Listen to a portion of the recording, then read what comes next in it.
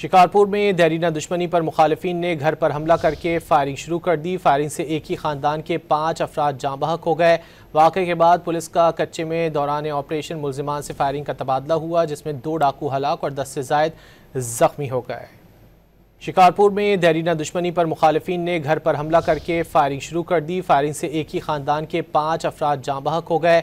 वाक़े के बाद पुलिस का कच्चे में दौरान ऑपरेशन मुल्जिमान से फायरिंग का तबादला हुआ, जिसमें 2 डाकू हलाक और 10 से ज़ायद ज़ख्मी हो गए।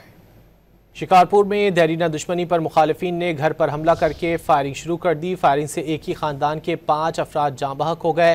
वाक़े के बाद पुलिस का कच्चे में दौरान ऑपरेशन मुल्जिमान से फायरिंग का तबादला हुआ, जिसमें 2 डाकू हलाक और 10 से ज़ायद ज़ख्मी हो गए। शिकारपुर में देरीना दुश्मनी पर मुखालिफिन ने घर पर हमला करके फायरिंग शुरू कर दी। फायरिंग से एक ही खानदान के 5 अफराद जाँ बहक हो गए। वाक़े के बाद पुलिस का कच्चे में दौरान ऑपरेशन मुल्जिमान से फायरिंग का तबादला हुआ, जिसमें 2 डाकू हलाक और 10 से ज़ायद ज़ख्मी हो गए।